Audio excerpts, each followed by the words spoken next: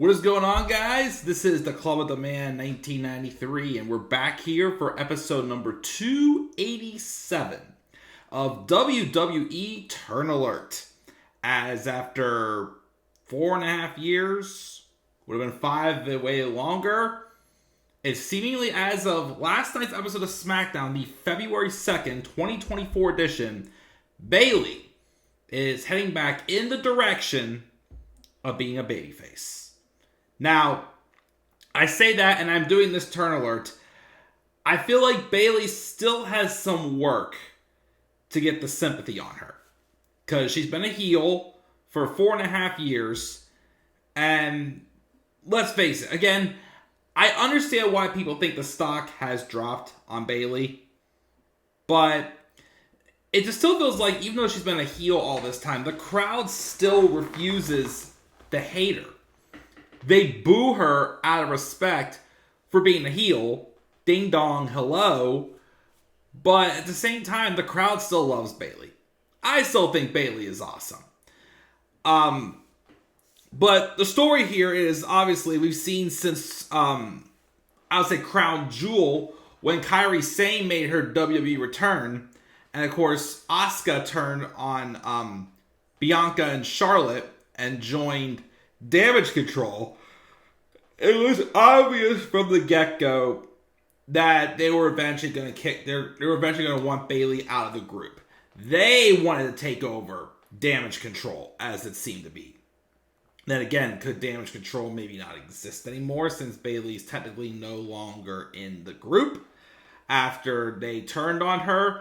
Well, again, I have voiced my opinion for the past couple months, and even last night's live stream on SmackDown, that I feel like that they should have done this turn before the Rumble.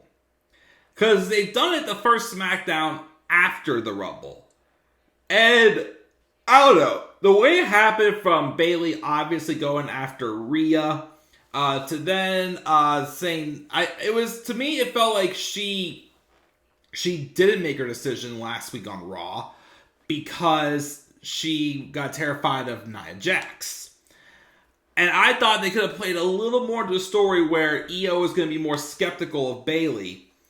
And instead, they basically kind of did no, not completely. They just basically, obviously, had their little plan still going. Bayley just caught them this time. Of course, they didn't know until they got out there, and Bayley basically revealed that, I've noticed you guys acting weird. Why is this happening, basically? And then, of course, the turn happened. But Bayley obviously did come prepared. So, I feel like it's kind of like what it was with her heel turn. She has some sympathy to be built on her. Still, I feel like she will be transitioning. I don't think we're going to get the 100% hugger gimmick.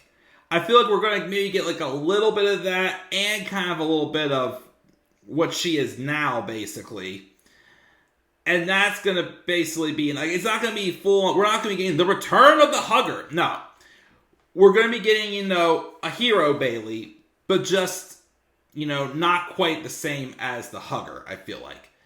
Now, I will be real, since this is a transition to a babyface role for Bayley again, they need to change her theme music. I'm sorry, I've never really been the biggest fan of Bayley's heel theme. It just feels very generic. It feels like something that I've heard before.